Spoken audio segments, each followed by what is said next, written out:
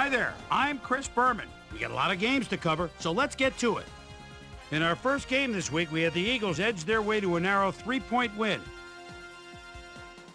The Redskins won this contest and will now move to third place in the NFC East. Lee Suggs had a stellar game, but all said and done, his performance wasn't enough to lift his team to a victory. Chad Pennington airmailed 350-plus yards and helped his Jets beat the Bengals. Raiders, Titans. And helped his Jets. Tank Williams was able to step in front of this pass and pick one off, but he wasn't done there. The Raiders go on to win this by the final score of 26-20.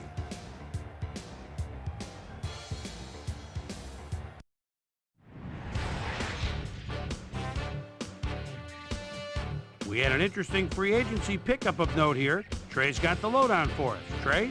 All right, Chris. Let's switch gears and talk about players that'll have new homes in the National Football League, as free agency continues to play such a huge role in determining a team's makeup.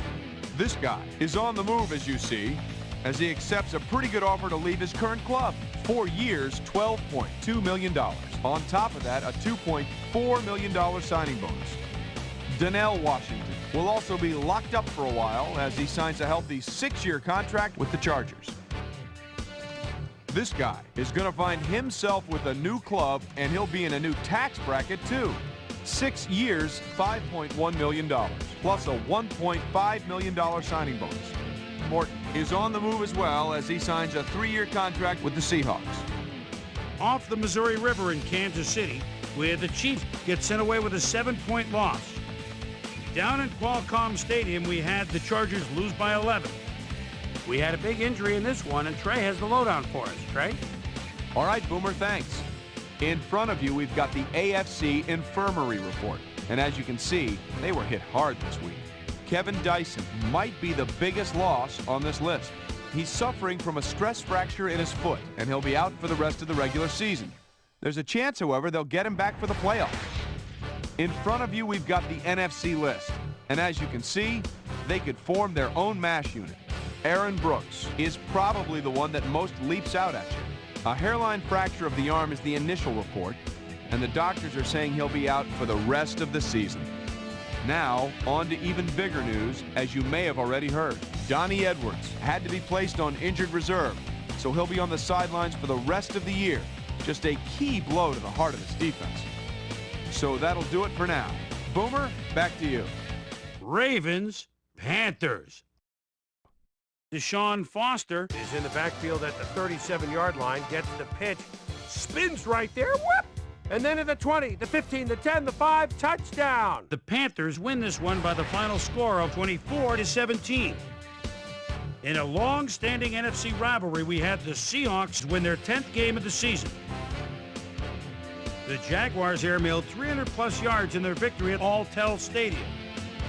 The Rams won on the road and end their season on a high note. Falcons, Steelers.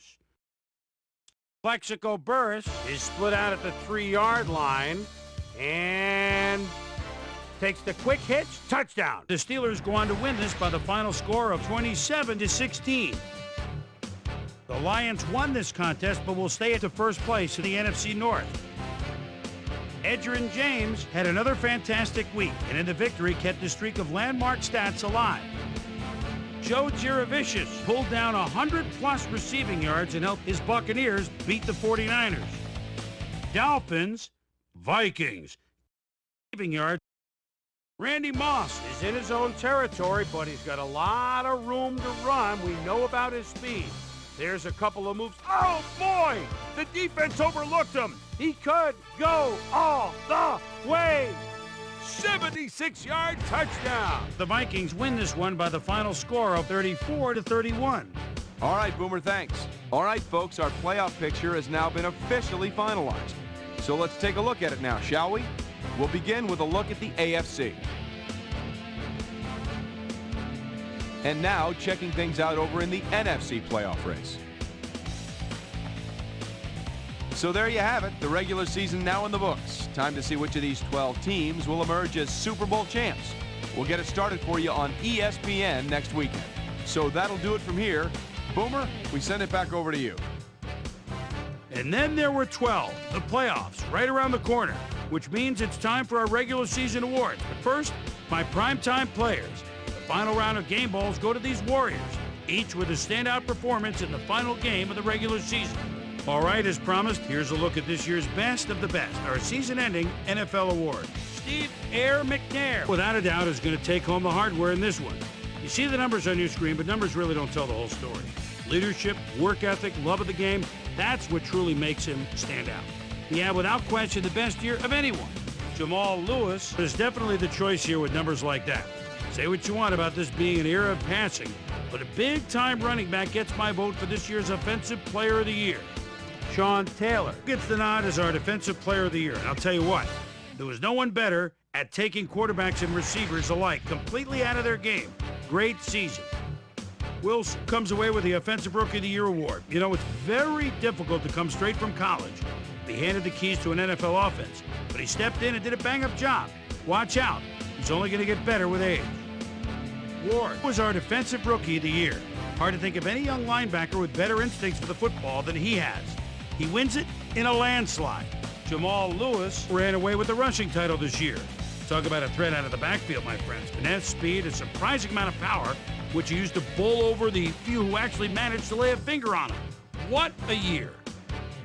That'll do it, sports fans. I'm Chris Berman, and thanks so much for joining us here in the Bristol studios. We'll see you next week right here on ESPN, the worldwide leader in sports.